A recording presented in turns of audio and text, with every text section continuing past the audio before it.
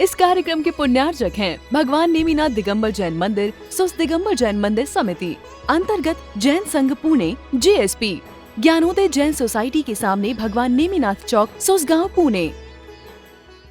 तो आपने क्या सोच करके अपनी गाड़ी की स्पीड कम कर दी? उस आफ्टर इफेक्ट को सोच करके यदि मैं स्पीड नहीं कम करूंगा तो हो सकता है मुझे अपनी लाइफ से ही हाथ धोना पड़ जाए, मेरा जीवन ही जा सकता है। यदि जीवन ना जाए तो हो सकता है मेरा फ्रैक्चर हो सकता है पैर में। उसी को देखकर कंट्रोल करते हो।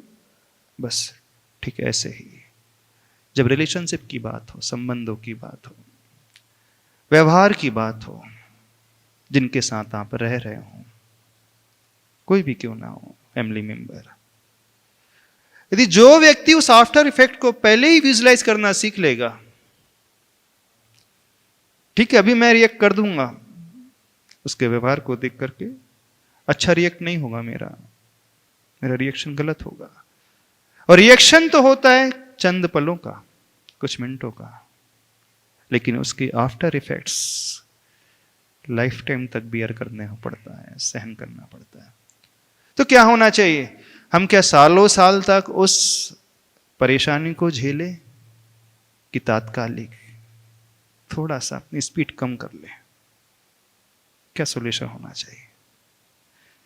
हाँ, जैसा मन में आया वैसा हमने कह दिया, वैसा बिहेव हमने कर लिया, शब्दों का प्रयोग वैसा कर लिया, वो कर ले।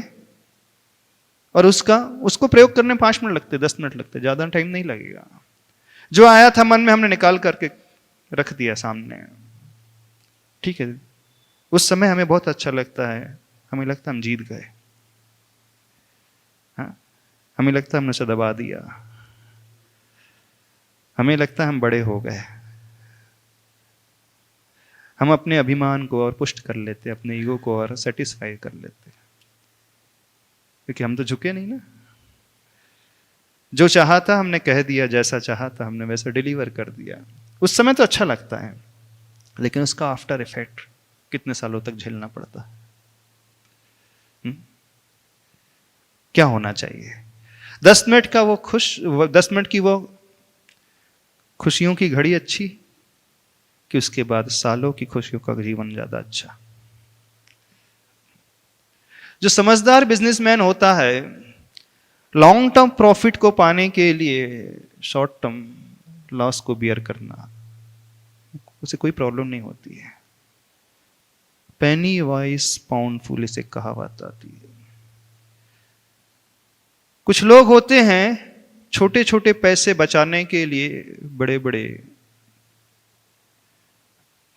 मुनाफे को भी खो देते हैं, और अधिकतर लोग ऐसे ही होते हैं।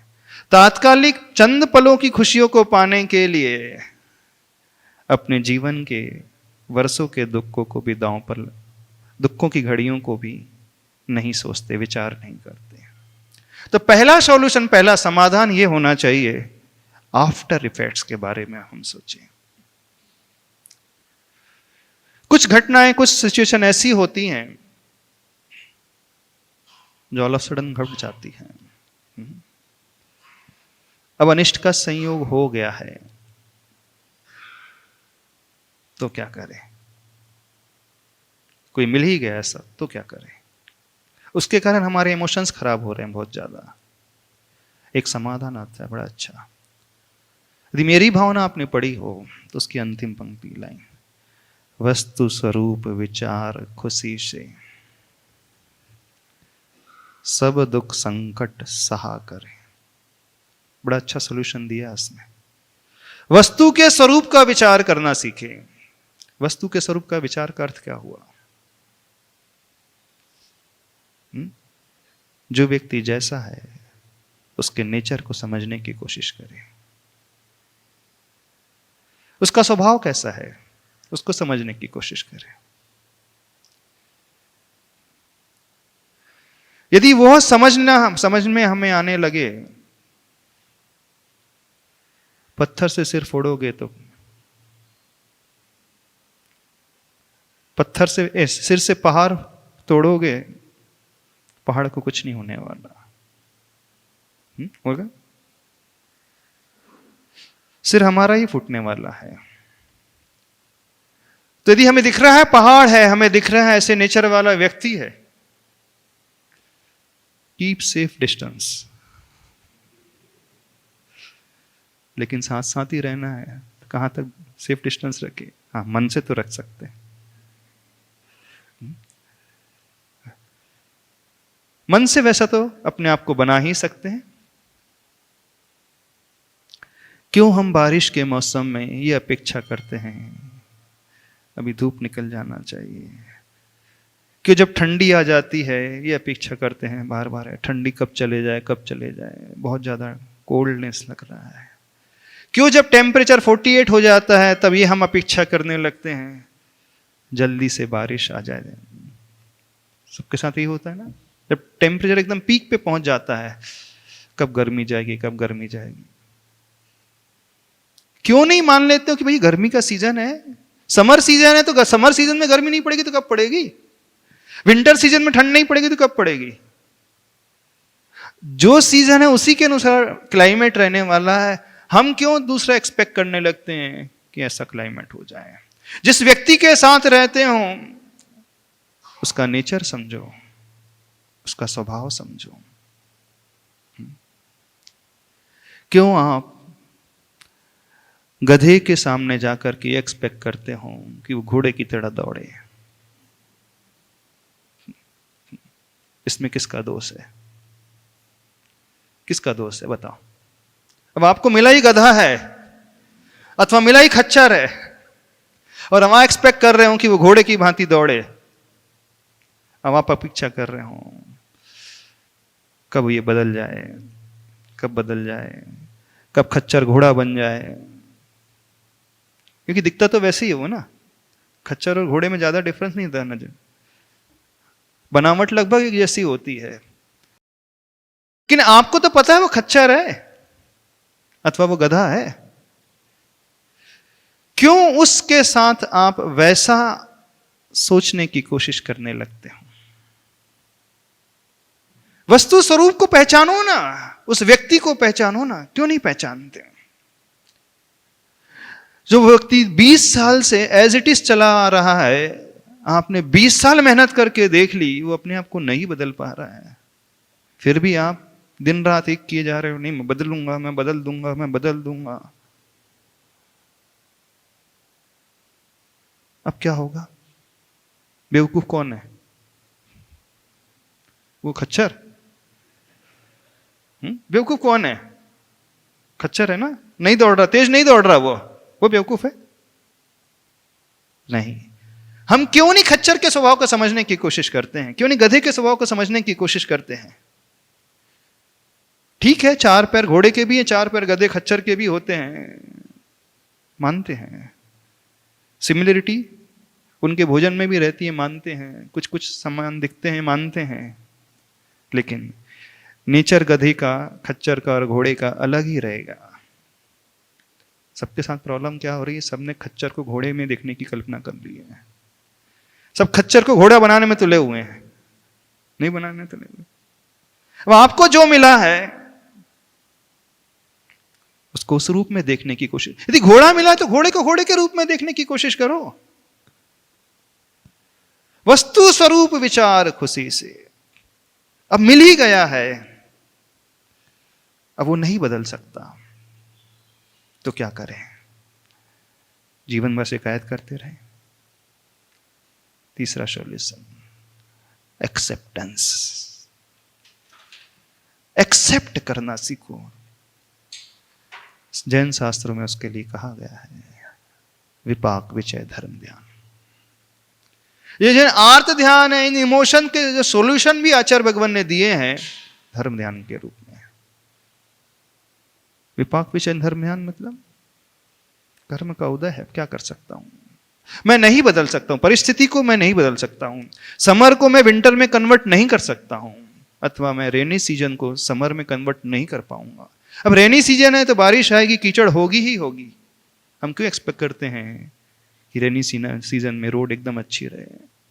मिट्टी वाली रोड है तो उसमें कीचड़ होगी ही। एक्सेप्ट करो, कीचड़ वाली रोड मिलने वाली है।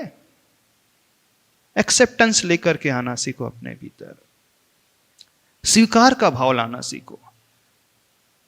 यदि जितना हम डिनाइल मोड में रहेंगे, मना करने वाले मोड में रहेंगे, रेनी सीजन कभी समर में कन्वर्ट होगा ही नहीं। एक्सेप्ट करें, स्वीकार। जैसे ही स्वीकार का भाव आता है, अब हमें उसी रेनी सीजन में आनंद भी आने लगता है। आनंद भी आने लगता है। हमें पता है रेनी सीजन है, लेकिन रेनी सीजन में भी 4 महीने तक लगातार बारिश नहीं होती है। कुछ दिन बारिश होगी, कुछ दिन कीचड़ होगी, कुछ दिन साफ मौसम रहेगा, कुछ दिन धूप भी निकलेगी, कुछ दिन प्लेजेंट क्लाइमेट भी रहेगा, कुछ दिन प्रतिकूल क्लाइमेट भी रहेगा। अब हमने माइंडसेट क्या बना लिया, सीजन ही रेनी है, कुछ कुछ दिनों में मौसम बदलता रहेगा। अब वो ही मौसम हमें आनंद देने वाला हो जाएगा। अब वही व्यक्ति आपको अच्छा लगने लगेगा। क्यों? क्योंकि आपने धारणा बना ली है ना, ये कुछ ही दिन अच्छा रहने वाला है, फिर कुछ दिन बाद अपने आप बरसने वाला है। हाँ, थोड़ी देर के लिए धूप आएगी, थोड़ी देर के बाद फिर बारिश आ जाएगी। और कई बार ऐसा होता है, एक ही एरिया में रह रहे हैं, आधा किलोमीटर तक पानी आ रहा है और आधा किलोमीटर का धूप भी चलती है। एक ही मोहल्ले में ऐसा भी होता है। एक ही व्यक्ति है, कभी वो अच्छा हो जाएगा, कभी वो अच्छा नहीं होगा। एक्सेप्ट करना सीखो, सिचुएशन को स्वीकारना सीखो। स्वीकार का भाव आते ही वही व्यक्ति हमें अच्छा लगने लगेगा।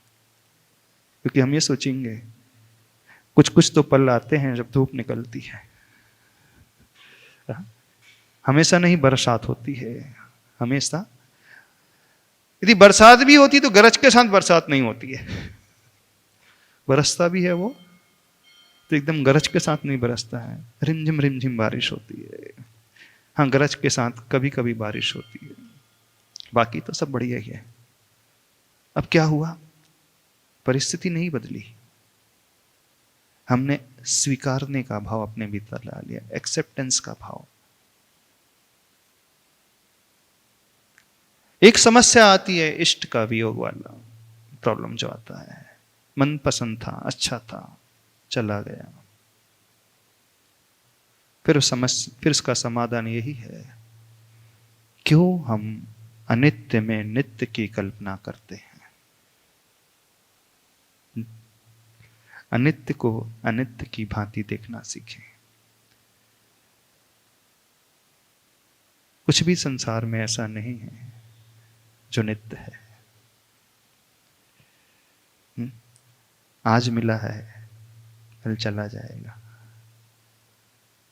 एक उदाहरण आता है भरत चक्रवर्ती का।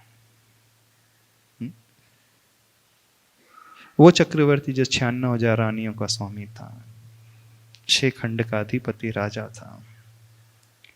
कहा जाता था कि उस जैसा निर्लिप्त कोई नहीं, उस जैसा वैरागी कोई नहीं। लोगों को बड़ी आशंका होती, ऐसा कैसे हो सकता है जो राजमहल में रह रहा है, इतने वैभव के साथ रह रहा है, इतनी रानियों के साथ रह रहा है, वो वैरागी कैसे? एक व्यक्ति के मन में प्रश्न उठ गया, कैसे संभव है? बोले हो ही नहीं सकता। पहुंच जाता राजमहल में, प्रश्न कर जाता है, राजा ने कैसे संभव है जो इतनी सुख सुविधाओं के बीच में रह रहा है? तो वैरागी। बस भरत चक्रवर्ती ने कुछ नहीं कहा। ठीक है, बोले तुम्हारे प्रश्न का उत्तर तो मैं बाद में दूंगा, पहले एक काम कर लो। एक कटोरा दिया भरा हुआ तेल से, इस कटोरे को लेकर के जाना है। बोले मेरा राजमहल बहुत बड़ा है, 96,000 रानियां हैं, अंतापुर बहुत सुंदर, बाग बगीचे, गार्डन, झूले, एक से बढ़कर एक कलाकृति, सोने का महल, चांदी का महल, रत्नों से बने हुए, वो पलंग आदि, वो सोफा आदि, वो कुर्सियां आदि। जाओ घूम करके आओ, देख करके आओ, लेकिन इस कटोरे को साथ में लेकर के जाना, तेल से भरे हुए। पूरे महल को बहुत अच्छे से घूमना, लेकिन ध्यान रखना, एक बूंद भी तेल गिरा तुम्हारा सिर जो है शरीर से अलग हो जाएगा। दोनों सैनिक तलवार लेकर के तुम्हारे साथ चलेंगे, ठीक है? सवेरे से शाम तक घूमना है तुम्हें। घूम रहा है सवेरे से शाम तक, लौट करके आता है, राजन पूछते हैं देख लिया महल? हाँ बोले देख लिया। कितना सुंदर महल लगा, अच्छा लगा कि नहीं? बोले काहे का अच्छा, कहाँ महल की सुंदरता? बोले क्यों? अरे मुझे तो यही दिख रहा था एक बूंद तेल ना गिर जाए, यदि एक बूंद तेल गिरता है तो मेरी तो जान गई। तो बोले इतने सुंदर महल में रह करके भी तुम्हें उसके झूले नजर नहीं आए? उतना सुंदर रत्नों का पलंग, सोने के वो दीवार, चांदी की वो सारी की सारी जो भी थी कीमती से कीमती धातुओं से जो बनी हुई ज्वेलरी आती थी, कुछ नहीं देखा? बोले कुछ नहीं देखा। गार्डन भी नहीं देखा। सरोवर, झील? बोले कहाँ कुछ सरोवर, झील, कहाँ गार्डन, कहाँ अंतःपुर, कहाँ राजमहल, कहाँ भोजन, कुछ नजर नहीं आया। बोले क्या नजर आ रहा था? मुझे तो यही नजर आ रहा था प्राण ना चले जाए। बोले बस मैं भी यहाँ रहता हूँ संसार में, बस यही सोचकर रहता हूँ, यदि मैं इसमें गाफिल हो गया तो कभी भी मेरे प्राण जा सकते हैं, और गए तो फिर मैं कुछ कर नहीं पाऊंगा। यानी हमेशा उस भाव को लेकर के मैं जी रहा हूं, जो जैसा है अनित्य है तो अनित्य है। बात समझ में आ रही है? क्या समझ में आ रही? तो समाधान बड़ा सिंपल है, उस अनित्य भावना के साथ हमेशा जीवोगे, जो जैसा मिला है, जिस स्वभाव वाला मिला है, अथवा जो अच्छा भी मिला है तो ये सोचना छूट करके कभी भी जा सकता है। बस अब हर हाल में आप आनंद में रहोगे। अभी तो इतना ही कहना पर्याप्त समझते हैं, समय हो गया है। बोले आचार्य परमेष्टि गुरुदेव श्री विद्यासागर जी महाराज के। इस कार्यक्रम के पुण्यार्जक हैं भगवान नेमिनाथ दिगंबर जैन मंदिर, सुस दिगंबर जैन मंदिर समिति, अंतर्गत जैन संघ पुणे, JSP, ज्ञानोदय जैन सोसाइटी के सामने भगवान नेमिनाथ चौक, सुसगांव, पुणे।